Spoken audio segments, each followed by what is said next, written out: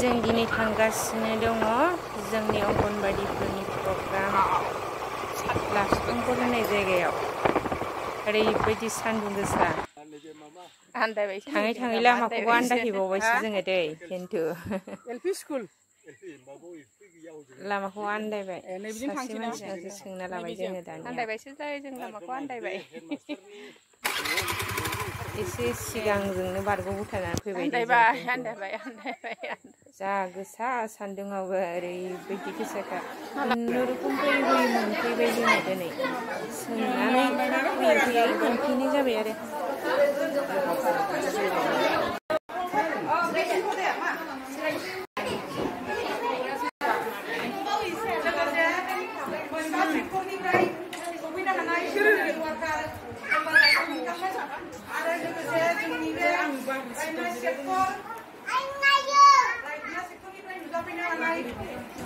बायगोन दै आरो लोगोसे जोंहानि बे लाफाखौबो आरो बनगाव फरायगाव खाथि खालानि अंगनवाड़ी सेन्टारनिफ्राय नुजाफैनो हानाय जोंनि जाफुंनानै सहायखौ होफैनो हादों बेनि थाखायनो आङो सिगाङावनो नोंथांमोननिसिम बयनिसिमबो आङो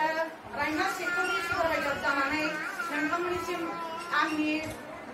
मोजां मोननाय आरो खुलुमनाय आरो सिबिनायखौ नोंथांमोननो बावहरनाय जाहैबाय बिनिफ्राय आङो दिनैहाय सिनायथि फोरबोखौ होनो सानदों जोंहा सेभेन माने प्रत्येक बोसोरावनो जोङो बे घोषणाखौ फालिनाय जायो बे मास मोनसेयाव जोंहा फुरा गांनाय उखैनाय बायदि रोखोमखौ दोनथ'नानैबाबो जोङो हाबाफारिखौ मावनांगौ जानानै फैयो दा जोंहा सारि बायदिसिना होनाय दङ बेखौहाय मानि थाखाय खालामनाय जादों आरो दिनै सोर सफैनो हागोन बे मेलाव बेखौनो आङो जोंहा गुबुन सेक्टरनि बायद'फोरबो दङ बेखौनो आङो नोंथांमोननो सिनायथि होनो सानदों नोंथांमोननो जोंहा सफैनो हादों बे मोनबा क्लास्टारनि सुपारभाइजार बायद'नि बादैबो गुबुन सेक्टरनि बायद'फोरबो सफैनाय जादों बेनि थाखायनो आङो सिनायथि होनो लुबैदों दा जोंनि बे लाफाखंखर गामियाव फैफेराखै बायद'मोना लामाफोरखौ मिथियाखैमोन सोंनानैसो फैनांदोंमोन बेखायनो आङो नोंथांमोना बयबो एथ' खस्थ'नि गेजेरजों फैनाय बायद'नि सिनायथिखौ आं नोंथांमोननो होनो लुबैदों जोंहा सिगाङावनो कासारि सेक्टरनि सुपारभाइजार बायद' दङ बेखौ आङो सिनायथि होनो थाखाय खावलायनाय जाबाय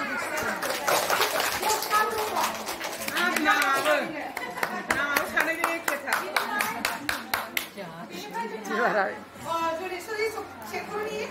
सुपारभाइजार बायद' दं मिसेस शिबानी ब्रह्म बेनिफ्राय आरो सफैनो हाबावदों जोंहा बरमादा सेक्टरनि सुपारभाइजार बायद' मनरमा ब्रह्म आरो बेनिफ्राय सफैनो हाबावदों जोंहा मा होनोमोनलाय मालागुरि सेक्टरनि सुपारभाइजार बायद'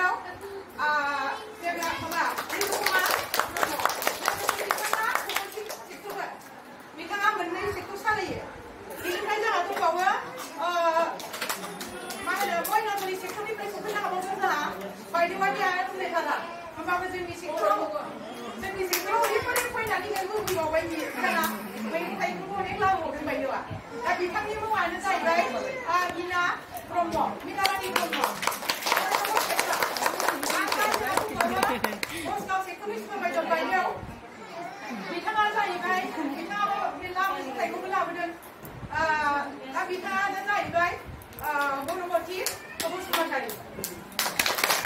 आरो बिदिनो आं सिनायखायो जाहैबाय आं बे रायना सेक्टरनि सुपारभाइजार आंनि मुङाबो श्रीमती जसना नार्जारी आंनि सिनायथि फोरबोखौ आङो दिनै एसेयावनो फोजोबनाय जाबाय आरो लोगोसे जोंहा बे सोमोन्दै दिनै सामफ्राय बायदि रोखोम समायना रमायना आरो नोंथांमोनखौ एफा बुरजा लिंहरनानै बे प्रजेक्ट खुंनो नागिरदों बिनि सोमोन्दै मानो सिनखो बिनि सोमोन्दै बुंनो थाखाय आङो जोंनिनो जलेश्वरी सेक्टरनि सुपारभाइजार शिबानी ब्रह्मखौ बुंनो थाखाय आङो खावलायनाय जाबाय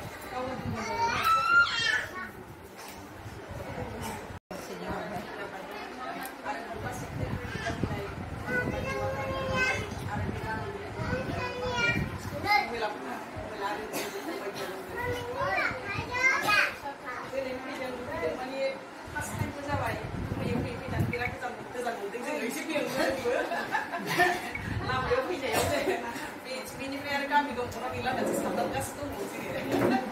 बेनो फार्स्ट टाइम आरो जेबायदि खोनाबाय लाफा फुलखौ दा लाफा फुलखौ जों नायनो मथेबो लाना जायगा नायनो लाफा फुलखौ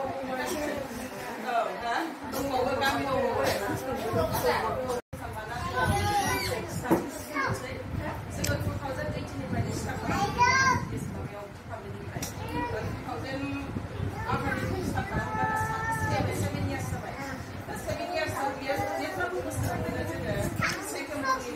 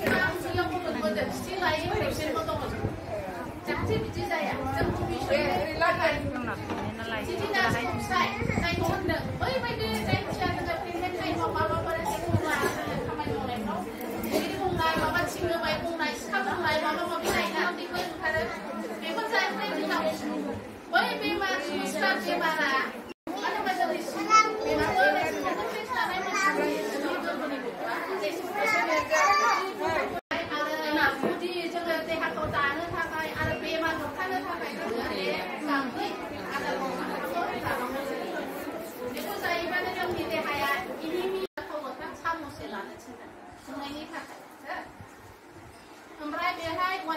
타고 थांबाय 타고 타 नङाबा घि एसे लादो होनदों सुवाफिंगा होनाय लोगो सुवाफिंनाया नोंसियाव निजे गावनि गथ'नि खुरै फिसा सामस फिसा लानो थिनदों मानो लानो थिनदों होनबा बेहाय खुरैया जाहैबाय गथ'आ सानफ्रामबो बेसेबां जखानि जाखो एखमबा खुरैयाव होबा खुरैसे जायाबालानो लोमजाबा साजाबा आदारबो जानानै थायो होना जों बेवहाय गथ'नि थासारिखौ हमनो हायो दिनै बेसेबां जाखो दा बे बेसेबां जाखो जेनेबा गथ'आ जायाबा जों मोनसे मोनबाय गथ'आ एसे देहाया उइक जादों बा लोरबां जादों लोमजादोंबो जानो हागौ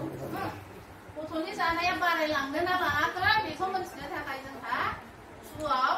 टु फिंगाराव आसियाव नैथि आसियाव जोंहा लानांगौ खुरै गावनि गरसे खुरै फिसा गथ'नि थाखाय सामस गंसे लानांगौ ओमफ्राय स्रि थामथि आखाइजों होनदों बे थामथि आखाइजों होनदों जोङो थामथि आखाइयाव सानसेयाव खेबथाम जाहोनो थिनदों खेबथामा जाहैबाय फुङाव 9टायाव बा सानसुआव 1टायाव ओमफ्राय मोनायाव खेबथामबो जानाय नङा खेबथामनिफ्राय खेबब्रै खेबबासो जोङो 2 बोसोरसिम जानायखौ दहाय होनदोंना 1 बोसोरनि उनाव 1 बोसोर 12 मान्थ 12 13 14आव ओरै खेबबासिम बारायलांनांगौ 2 बोसोरसिम फार्स्टआव सिखारजेनाव जोङो आसि थाइथामजों स्निथि थामथि आसिजों खेबथाम दिनाव खेबथाम खेबब्रै जाहोनांगौ होननानै आरो ब्रैथि आसिजों मा जागोन बेवहाय मोनब्रै रोखोमनि जाग्रा आदार थानांगोन खमैब्लाबो सानसेयाव माब्रै थानांगोन carbohydrate protein vitamins and minerals बे मोनब्रै जिनिसा थानांगोन बेनि अनगायैबो जोङो अनेकथा जिनिस माबाबो लागायनो हागोन बाथि आखाइजों होनदों जोङो मोनबा आखाइजों बाथि आखाइ फैबाय नङा होनबा बाथि आखाइजों जोंनि मेगन गन्थं खुगा खोमा सालाय बिगुर मोनना जायाखै मेगनजों जों गथ'आ नुनाय जेनेबा नैबेखौ होयोबा गथ'आ खेलाय खेलाय जानानै बेखौ नुनानै बावनानै खुगायाव बिमाया जेनेबा सोबाय मेगनजों नुनाय नुसारनाय आखाइजों मोनदांनाय बिगुरजों मोनदांनाय माबा गल गल माबा होनानै रायदाव खोमाजों खोनानाय माने सल' खोनानै सोरबा बिमाया गान खननानै बिराद मोजां गथ'खौ फिलाय फिलाय जाहोयो नंगौना नङा ओंखायनो बाथि आखाइजों होनदों बेखौ गथ'आ मेगनजों नुनाय जानांगोन आरो रायदाव खुगाजों खोमाजों खोनानाय जानांगोन आरो मा जानांगोन टेस्ट मोननाय जानांगोननो गोदै गोबाब एसे आरो गन्थंजों मा जाखो मोदोमनाय बेबो जानांगोन बाथि आखाइजों अब्लासो जोंनि बे 5 फिंगार्स रुलआ जाहोनायनि आदब खायदाया फुरा जागोन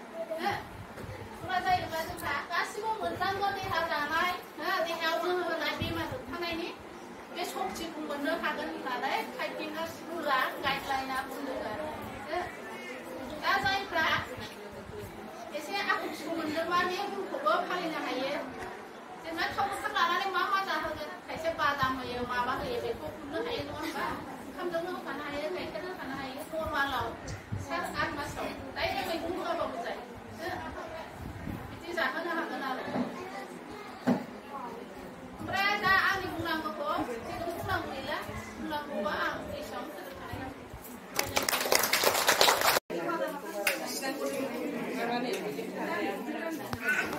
बेखौलाय ओमफ्राय ओरै हरगोन गोसो खासिना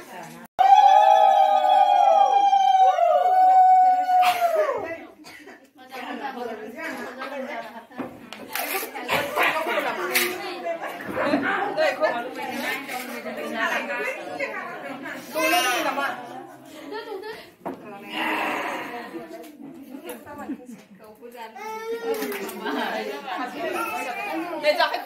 그 블랙 때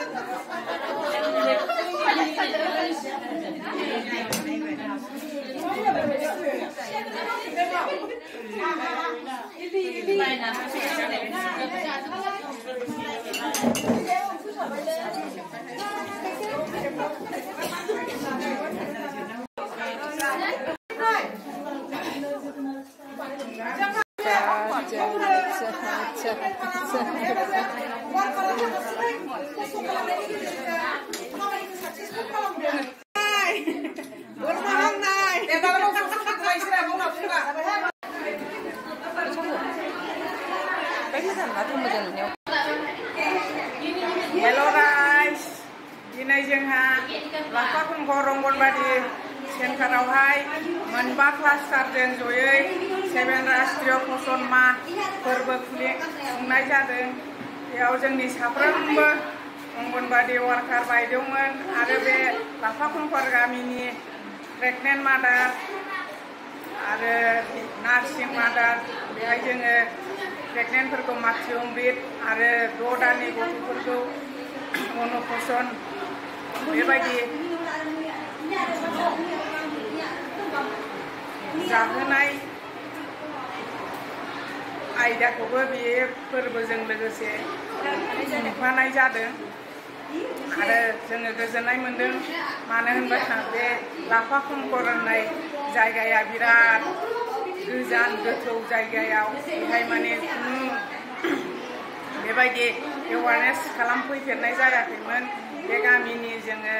गोबां बिमा माहारिफोरखौ लानानै उन्दै उन्दै गथ'साफोरखौ लानानै बेहाय जोङो दिनै बे 7 राष्ट्रीय पोषण माहखौ ब्रेस्ट फिडिंनि सोमोन्दैयैबो जोङो मोजाङै मोजां खुंफुंनो हाबाय। बिनि थाखायनो आङो जोबोद गोजोननाय मोनबाय आरो आङो जोंनि अंगनबादि वार्कार बायद'मोनखौबो जे इमान गोथौआव फैनानै बेयावहाय लैहोर बाहागो लाफैनानै दिनैनि प्रग्रामखौ मोजाङै मोजां खुंफुंनानै फोजोबनो हानायनि थाखाय आं बयनिसिमबो साबायखर बावनानै आं दिनै बेयावनो दोनथ'नाय जाबाय।